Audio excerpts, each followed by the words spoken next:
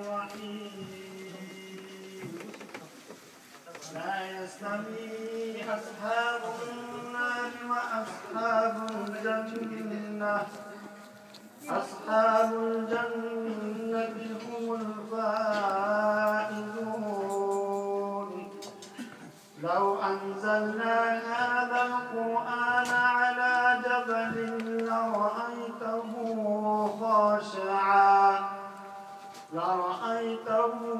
خاشعا متصدعا من خشية الله وتلك الأمثال نضربها للناس لعلهم يتفكرون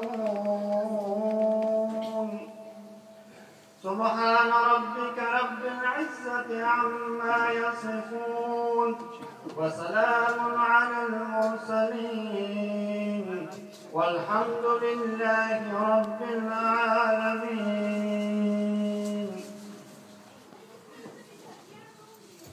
آمين يا رب العالمين. اللهم صل على محمد وآل محمد. اللهم ادخل على أهل القبور السرور. اللهم اشف كل جائع. اللهم اكس كل عريان. اللهم فك كل أسير. اللهم رد كل مريض. اللهم اشف كل مريض. اللهم اشف كل مريض. اللهم سد فقرنا وغنى.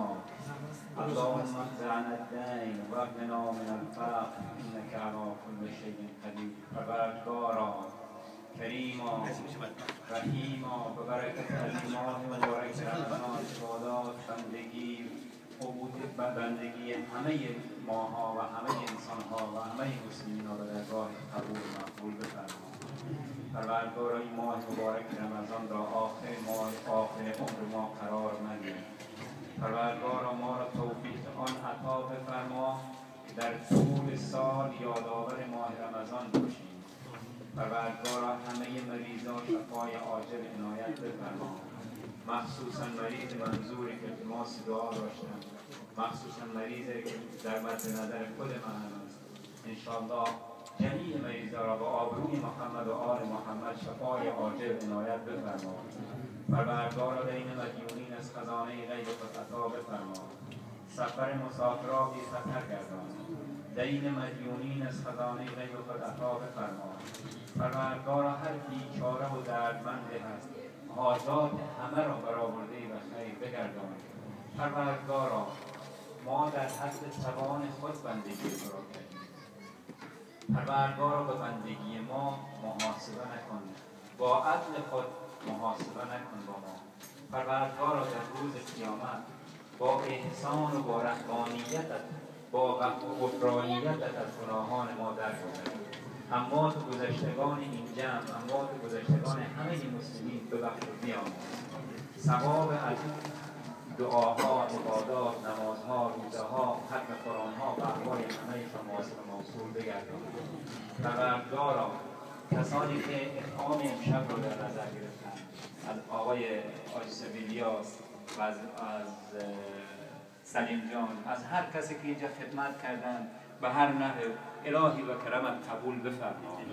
حضرت محمد صلی الله علیه و سلم میفرمایند افطار بدین روزه‌دارا ولو به اندازه یک دانه خرما. این دوستا این همه زحمت کشیدند، پروردگارا به کرمت قبول بفرما. اللهم صل علی محمد و آل محمد. اللهم اقبل حوائجنا الشرعیه جزئیه و کلیه ظاهریه و باطنیه دنیویه و اخرویه بحق محمد و آله خیر البریه بحق الحق و نبی المطلق بحق سورة المباركة الفاتحة مع الإخلاص والصلوات. اللهم صل على محمد وآل محمد.